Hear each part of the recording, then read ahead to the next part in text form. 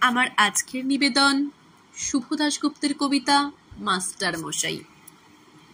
আজও দেরি হয়ে গেল অর্ধেন্দু বাবুর। ইদানিং রোজই এরকম দেরি হয়ে যাচ্ছে, ঘুম ভাঙতেই চায় না।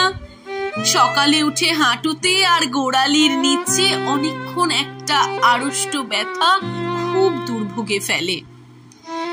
তারপর 12 ঘর একখানা কলের 12 সংসার, বস্তির টালির ঘরে এ কাজ সে কাজ সেরে অর্ধেন্দু বাবুর বড্ড দেরি হয়ে যায়। আজও দেরি হয়ে গেল অনেকটা। ছাত্রের বাড়ি অনেকটা পথ হেঁটে যেতে হয়। রিকশায় গেলে নগদ 2 টাকা, তার চেয়ে হাঁটাই ভালো। ইদানিং বয়স তো আর কম হলো না, হাঁটার গতিও গেছে কমে, চোখের শক্তিও যেন এসেছে অনেকটাই কমে। ছাত্রের বাড়ি সকালের ওই পড়ানোটুকু নানান দিক থেকে অর্ধেন্দু বাবুর ভারী প্রিয়। স্বামী স্ত্রী দুজনেই শ্যান্নাল বাবুরা ভদ্রলোক। পড়াতে গিয়ে কিছুক্ষণ পরেই ছাত্রের মা ঘরে এসে নিজে হাতে দিয়ে যান সুন্দর কাপ প্লেটের চা, সঙ্গে অন্তত 2খানা ভালো বিস্কুট। সারাদিনে আর তো খুব একটা চা খাওয়া হয় না অর্ধেন্দু বাবুর নিজের। একলা সংসারে চাটা এর কোনো পাট রাখেননি। অর্ধেন্দু বাবুর এই ছাত্রটি নিখিলেশ এমনিতে খারাপ নয়, তবে উঠতি বয়স, নানা আকর্ষণ, নানা দুষ্টুমি, দিন দিন বড় অমনোযোগী হয়ে পড়েছে, রেজাল্টও ভালো করছে না। এমনি নিখিলেশের মা অনেকবার হাসি মুখে অভিযোগ জানিয়েছেন ছেলের বৃদ্ধ টিউটারের কাছে।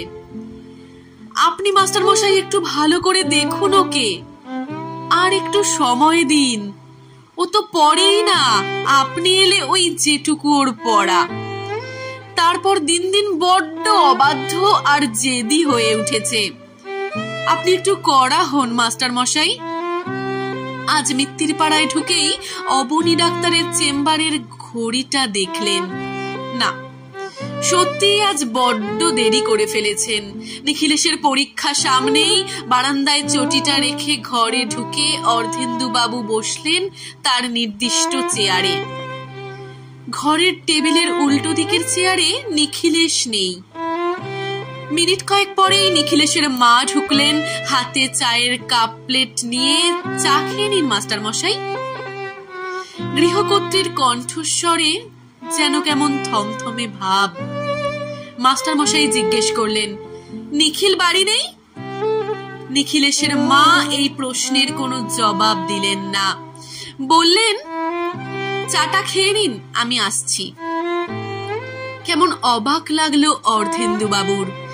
এ বাড়িতে তিনি অনেক বছর ধরে আছেন, কখনো এই মহিলাকে এমন গম্ভীর দেখেননি তিনি। নিখিলেশের মা আবার ঘরে ঢুকলেন, থমথমে মুখ। অর্ধেন্দু বাবু বললেন, আজও বড্ড দেরি করে ফেললাম মা, আসলে বয়স হয়ে যাচ্ছে তো।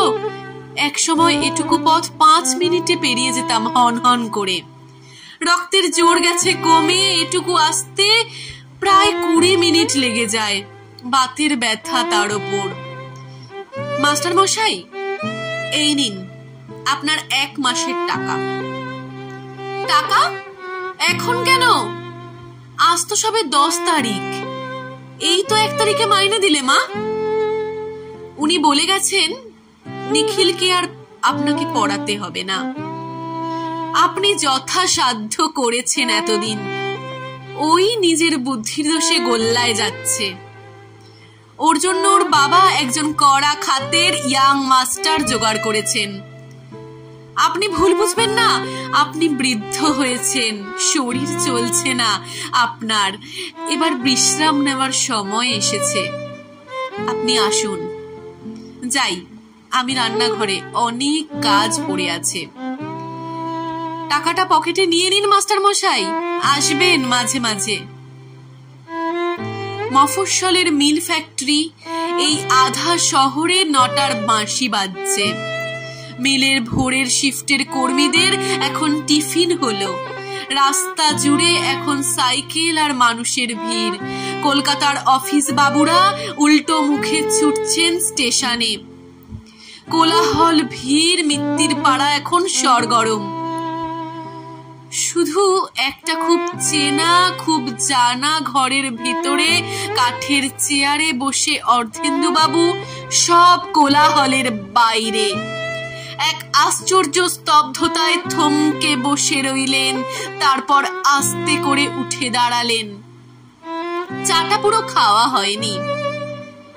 টাকার নোটগুলোর দিকে তাকালেন, আর তারপর তাকালেন তার এতদিনের বসার সেই চেয়ারখানার দিকে। দামি শাল কাঠের শৌখিন চেয়ার, এবারের রুচি আর অর্থের ঝাঁপ লাগা। সেই চেনা চেয়ারটার পিঠে হাত রেখে একটু দাঁড়ালেন। তারপর যেন ছেলেবেলার স্কুলের ফাংশনে আবৃত্তি করছেন এমন ভাবে বলতে লাগলেন, গাছ বুড়ো হয়ে গেলে কাঠ হয়, কাঠের চেয়ার হয়, কাঠের খাট হয়, টেবিল হয়, কাঠ মানুষের কত কাজে লাগে। মানুষ বুড়ো হয়ে গেলে, মানুষ বুড়ো হয়ে গেলে। তিনি না পরের লাইনগুলো ভুলে গেছেন, কিছুতেই মনে আসছে না। বিড়বিড় করতে করতে বারান্দায় চটিতে পা গলিয়ে মিত্তির পাড়া ছেড়ে ধীর পায়ে বৃদ্ধ অর্ধেন্দু বাবু ফিরে গেলেন। পড়ার ঘরের টেবিলে তখন আধ খাওয়া চায়ের কাপে মাছি বসেছে। পেপার ওয়েটে চাপা দেওয়া 5টা 10 টাকার নোট হাওয়ায় কাঁপছে।